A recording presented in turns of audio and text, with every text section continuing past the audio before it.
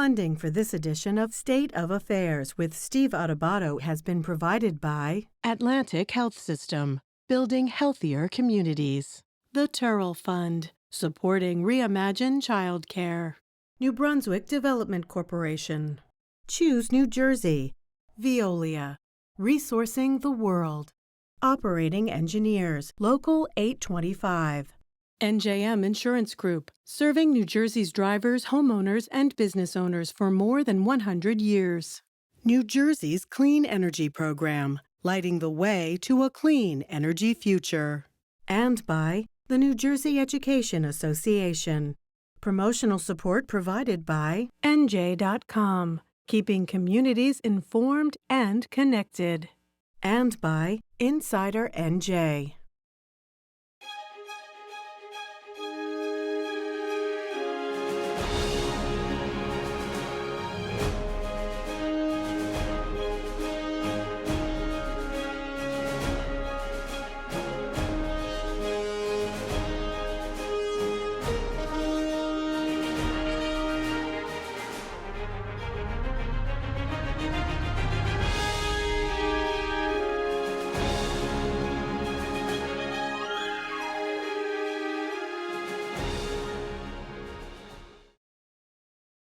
Steve Adubato here. Welcome to a very special edition of State of Affairs right here on News 12 Plus. We're honored to be joined by our good friend, Ben Dworkin, director of the Rowan Institute for Public Policy and Citizenship. Hey, Ben, how we doing? I'm doing fine, Steve. Thanks for having me. Hey, listen, let's promote this event. It's the 5th annual Mid-Atlantic Political Intern Summit at Rowan University. It's on August 4th. We'll put up the information. What is it and why does it matter?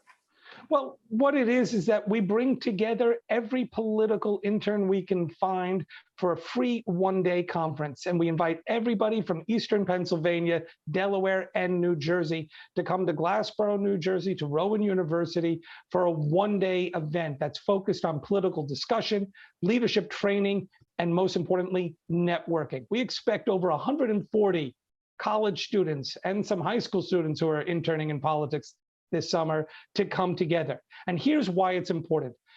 Democracy requires an educated and active citizenry willing to take responsibility for their government by becoming active in government. And the problem is, one of the great challenges facing America today is that too many Americans don't understand how politics works. They grow frustrated with the process, and they believe that politics just doesn't affect me. I'm not doing politics, doesn't affect me, or that it even can't be changed if I wanted to do something. RIPAC, the Rowan Institute for Public Policy and Citizenship, is the solution. We are designed to help fix our politics and thereby strengthen our party by informing, engaging, and training people, citizens, at all stages of life in applied politics and active citizenship. And MAPIS is our way of doing that, the Mid-Atlantic Political Intern Summit. What we're involved with here is workforce development for democracy. We need good people who are going to be in politics. And we turn to these kids, we say, turn to your right, turn to your left, because in 12 years, one of you is going to be in elected office. Get to know each other now. And that's what, this is a significant thing. It is our 5th year. We had 1 year where we had to do it all virtually because of the pandemic, but we are growing and we expect a great number of people to take advantage of it. That's the 5th annual Mid-Atlantic Political Intern Summit at Rowan University, August 4th. If this will be seen before, we'll probably repeat it after. Hey, Ben, thank you as always for enlightening us and sharing your perspective. Keep doing important work down at Rowan. Thanks, Ben. Thank you. Thank you, Steve. Without further ado, this is State of Affairs. Hi, everyone. I'm Steve Adubato. We're honored to be joined by the Honorable State Assemblyman Raj Mukherji, who is the State Assemblyman in the 33rd Legislative District. Good to see you, Assemblyman. Good to see you, Steve. Thanks for having me on. Listen, I disclose all kinds of things here, potential conflicts, relationships, but I need to disclose, and we'll do this in post-production, I swear we're going to get to affordability, taxes, a whole range of childcare, important issues. You just said to me, this is not the first time you've been on with me. You were on when you were 15? That's right, yeah, 23 years ago. And you're on because you're a young entrepreneur, is that right? Yeah, I had a software and internet business at the time, and you had me on the Caucus, New Jersey show. You've clearly done well. And the fact that you're dedicating yourself to public service speaks volumes. Hey, listen, the term affordability means different things to different people. Assemblyman, what does it mean to you? Affordability to me means starting with the fundamentals: food, housing, education, healthcare. That you should be able to access these things in a first world democracy such as ours and an affluent state such as New Jersey. Why has affordability been such a problem in this state? I mean, property taxes, we know what they are, gas prices across the country, et cetera, et cetera, et cetera. Property values, if you will, or purchasing a home. Everyone knows how difficult it is. But the bottom line is people are leaving New Jersey. Forget about the debate about that. There are people leaving New Jersey and more will leave. One action that you believe will help reduce the flow of people paying important taxes to the state, revenue to the state, reduce that flow? Well, on the one hand, inflation, supply chain, gas prices, all of these challenges, these myriad challenges that New Jerseyans aren't just facing, but Americans and people throughout the world, right? That's just if we freeze this moment in time. But the property tax issue is one that preceded the global pandemic that we've been dealing with and has led people to leave New Jersey. I don't doubt that for one moment. And that's why I think this budget, not just the governor's proposal, but what legislative leadership, Senate President Scutari, Speaker Coughlin announced together with the governor within the past week or two as of the time of filming, means that we will be delivering the most direct cash relief in this budget through the accelerated anchor property tax relief program than ever before. It's historic, and working families are going to see over 2 million working families in New Jersey and middle-class families are going to receive up to $1,500 in direct property tax relief, up to $450 in rental assistance. And in a state where our average property tax bill is almost $10,000, that's an almost 20% reduction. Sorry for interrupting, Assemblyman. Let's be clear. We're taping at the end of June. We always put the date up so people know. The budget will be struck by the last day of June legally, hopefully, or the government shuts down. We know that. We've been there before. Yeah. That being said, this will be seen after. This anchor property tax program, you are arguing that direct property tax, now, is that a check that goes to these families? That's right. It's going to be a rebate. One second. Who qualifies and who doesn't? It's going to reach the vast majority of property tax payers. I think $150,000 is the household income limit for $1,500. I think if you make between $150,000 and $250,000, you will receive a $1,000 property tax rebate. And renters, tenants with incomes up to $150,000 are going to receive a $450 direct cash rebate. But here's the question I want to ask you. There are some who argue, you know what? There's a lot, the state is flush right now. Federal money has come in, the COVID money, the federal relief money, things are good, tax revenues are good, but peaks and valleys, things go up and down. So Assemblyman, for those who say it's not the time to be spending that money, it's the time to be putting that money in the so-called rainy day fund for when that downtime hits, you say?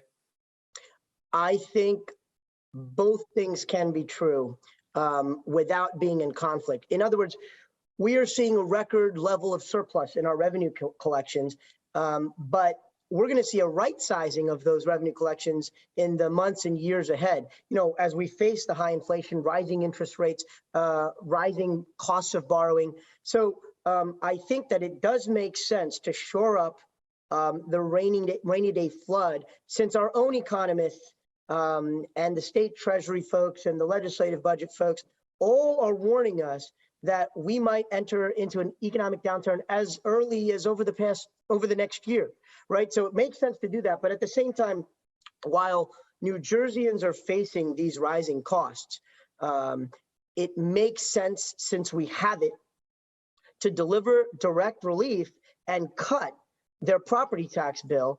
And we want to get to the point where instead of offering rebates, and we're doing that, we over the past couple of years, we have made record investments in terms of debt defeasance, in terms of our school funding, in terms of— hold on. Respectfully, Assemblyman, school funding, some school funding has been cut. You're over in the Jersey City area. I don't know what your situation is. I think there have been some cuts in your community. I know there have been cuts in my community. So if in fact we're flush, why is state funding to certain school districts being reduced? Absolutely right. I had a bill in that would actually fix that in terms of the allocation. I'm talking about the big picture, the aggregate spending more, but some districts lose, some gain. Go ahead, I'm sorry. Absolutely right. And unfortunately, impoverished districts, former Abbott districts, and other districts have faced cuts. And I have a proposal in a legislative fix of that, which would ensure that no district receives below their previous fiscal year's allocation, or their pre-pandemic allocation. Real quick, we're doing a series, an ongoing series, 3 or 4 years now. Reimagine childcare, affordable, accessible childcare. Give me 30 seconds or less on one action that you believe needs to be done, because that's an economic and affordability issue as well. Yeah, expansion of the child care tax credits, shoring up our child care providers to make sure that if they face another challenge like the pandemic or closures, we have enough child care available to everybody. And having it available only makes sense if it's accessible to everybody. That's a fundamental challenge for folks getting back to work, for folks for households having double incomes at a time when they need it. And so making sure childcare is accessible to all and affordable for all is important. We're doing that with expanding our early childhood education, with expanding pre-K, and several other steps in terms of investments, where we're also leveraging federal dollars. Assemblyman, I was remiss. I just want to also clarify before I let you go that you are part of a joint Asian Pacific American caucus in the state legislature. I believe there are 7 members in that delegation, correct? That's right, for the first time. Used to be just 2 of us. Yeah, well, we need a lot more diversity in the legislature and at every level of government. Assemblyman, I cannot thank you enough for joining us. We appreciate it.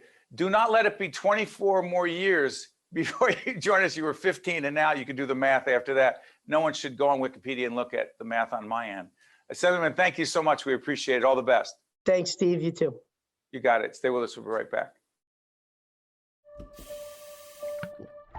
Most people don't think about where their water comes from, but we do.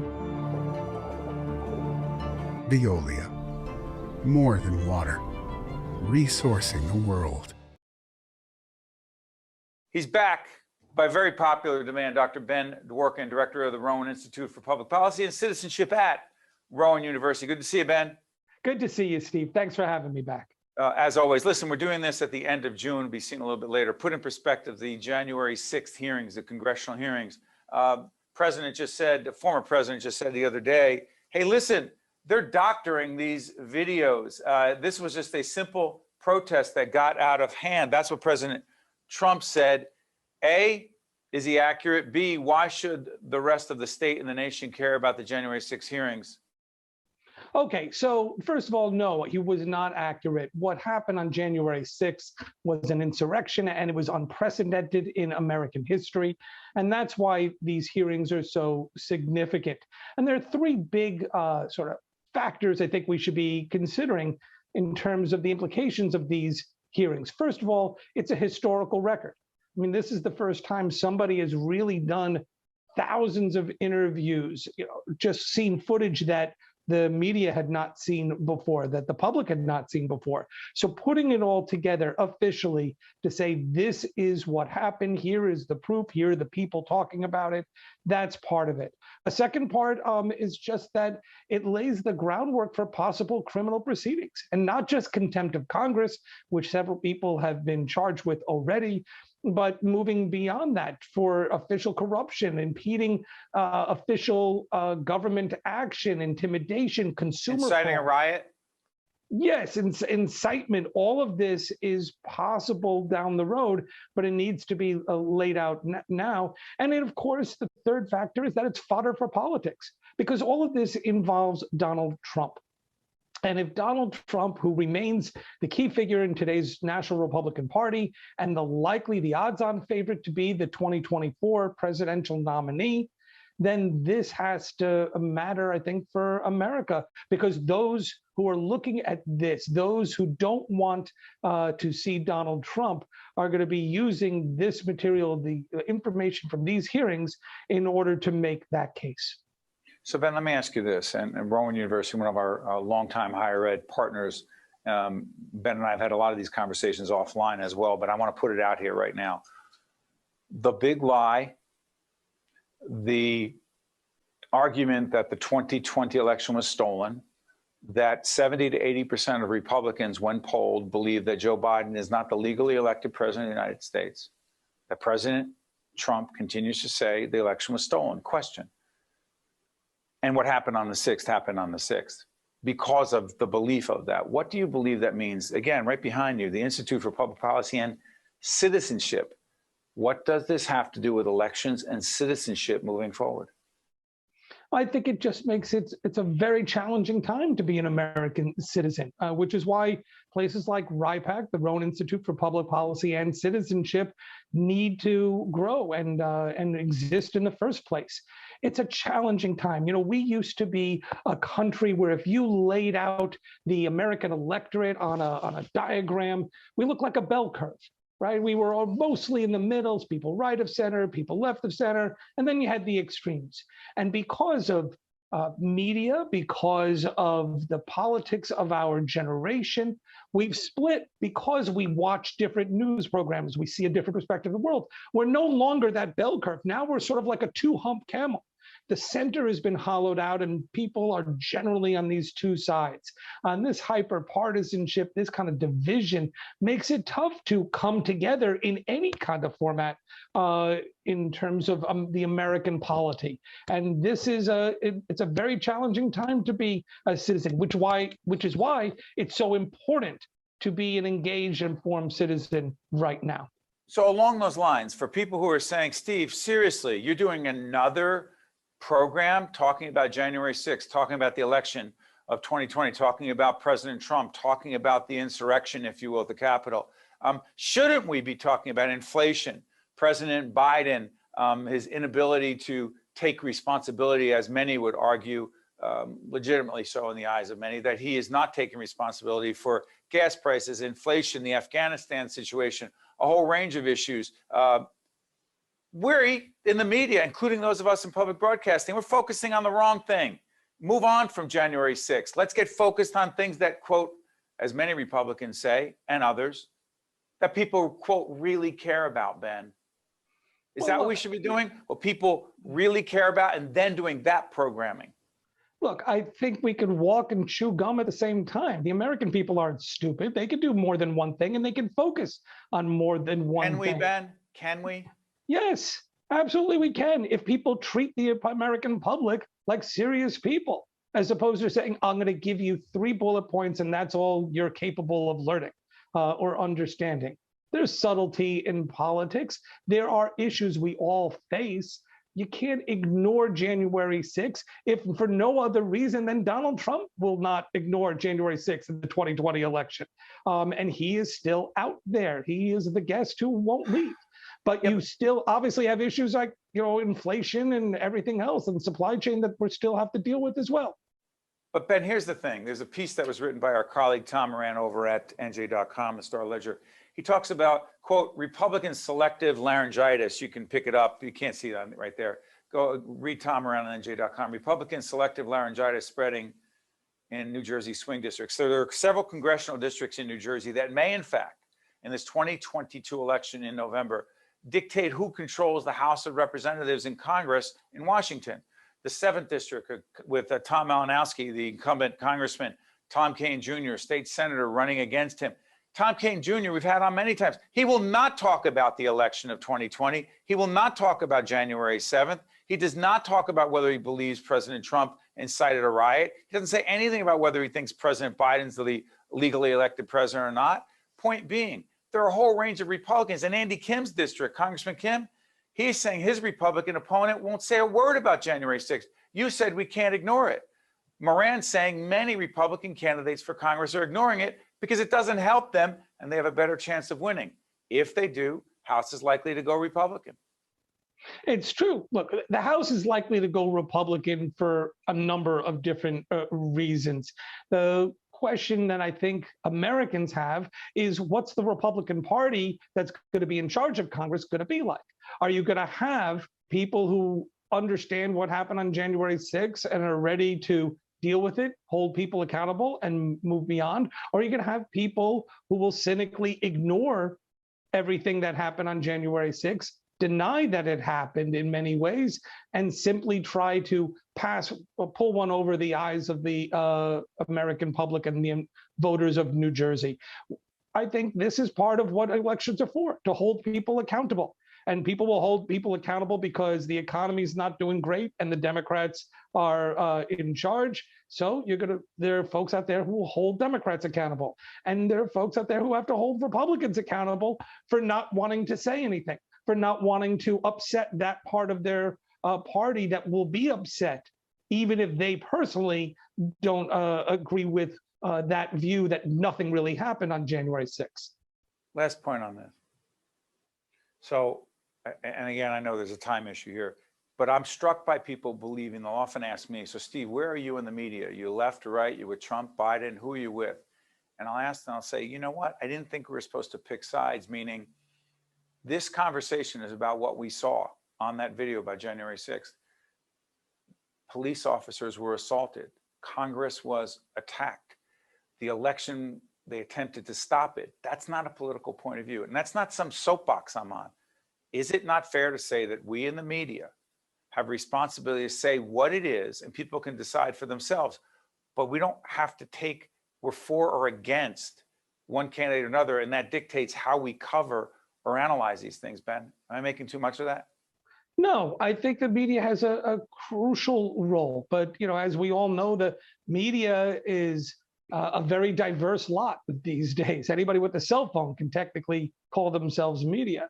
And so it's important for the media to be able to present what happened, to show video evidence, to talk to people, to explain to folks what happened. Whether anyone thinks it's important or not, that's the voters' decision.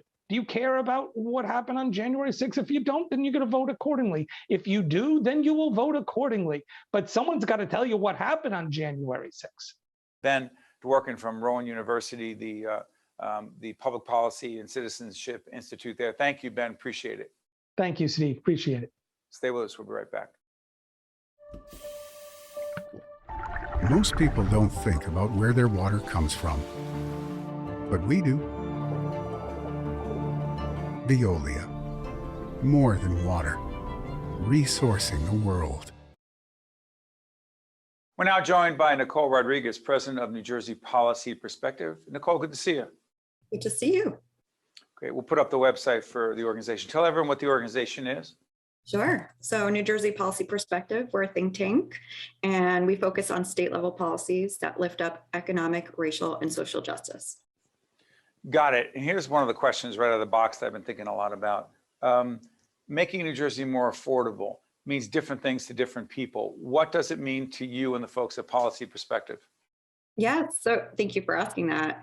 Affordability is an issue that is very much a focus of lawmakers across the state.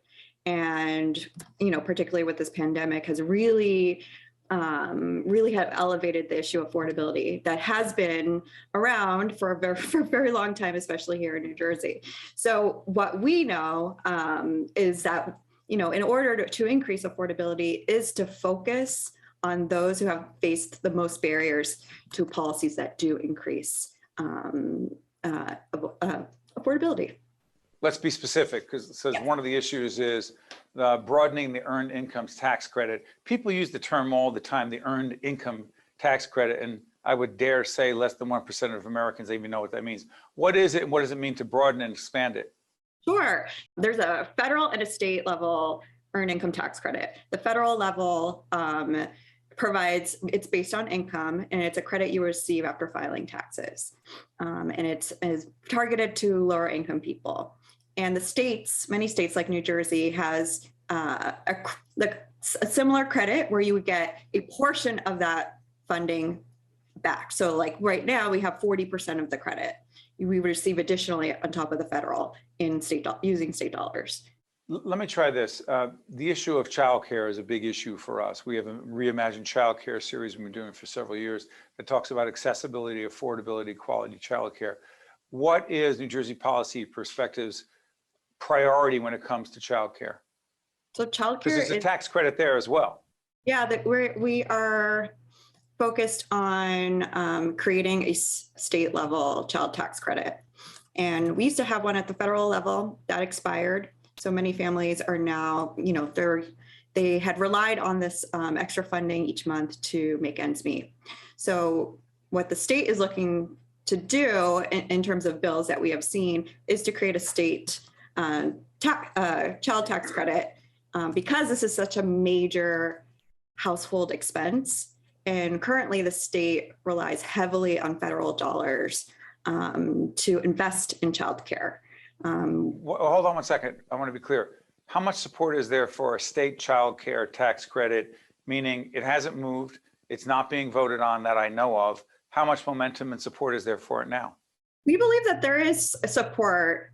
We have, groups across the state are hoping that we could pass a state level child tax credit. And we have heard from many lawmakers in the legislature that they do support this. So we're actually pretty optimistic on this one. And the governor is a big advocate of this?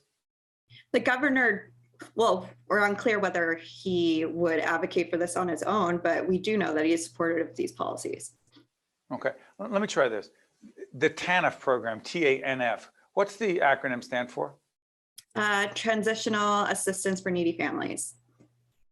You and the organization have great concerns about the way the Tanf program is playing out and what needs to be improved. What are they specifically, those concerns? So the amount that families get, you have to be absolutely the poorest of the poor to be able to be enrolled in our state welfare program, which is our Tanf program. And there's a lot of hoops and barriers that these families have to play and do to actually get access and continue to get access to relief, any sort of assistance. So part of the expansion would not only raise the credit of what families would receive, but also removing a lot of the barriers that do exist. Let me try a broader, in the 2 minutes we have left. You've got, you're looking for more support and relief for undocumented families. Put all this together. Some would argue that's a very quote, progressive, which is why New Jersey Policy Perspective talks about progressive policies. Others use the word liberal. Others, and you know this, the S word is being used more and more, socialism. Question, how much of what you are talking about has the potential, Nicole, to fall in this morass of political language that's a progressive, socialist, liberal policy? The country is more down the middle. That's not what the country wants right now. And you're smiling because you know what I'm talking about. A, and B, how much harder does it make to get these things done, not just New Jersey, but nationally? I think you raise such an important point. Politics are now being involved into, creating and advocating for basic rights for people who have been disadvantaged by policy over, the historical term and particularly through this pandemic. And what we're looking to do, if you make the state affordable and reduce barriers to people who need it the most, who need the most support, then you're creating access for everybody else. So we focus on those who've been historically left behind so that we can build a better future for all these families and so that we can live and thrive in New Jersey. So it's interesting. People may support the individual policy, but if you call it progressive, liberal, socialism, all of a sudden you got a problem. But the policy, the people that are being helped, yeah, we're good with that. Oh, but that's what you're going to call it? Never mind, I'm off my soapbox. Nicole Rodriguez is the president of New Jersey Policy Perspective. Nicole, I want to thank you so much for joining us. Thank you so much. Hope you We appreciate it. I'm Steve Adubato. That's Nicole Rodriguez. We'll see you next time. State of Affairs with Steve Adubato is a production of the Caucus Educational Corporation. Funding has been provided by Atlantic Health System, the Turrell Fund, supporting Reimagine Childcare, New Brunswick Development Corporation, Choose New Jersey, Veolia, Resourcing the World, Operating Engineers, Local 825, NJM Insurance Group, serving New Jersey's drivers, homeowners, and business owners for more than 100 years. New Jersey's Clean Energy Program, and by the New Jersey Education Association. Promotional support provided by NJ.com and by Insider NJ. Most people don't think about where their water comes from, but we do. Veolia, more than water, resourcing the world.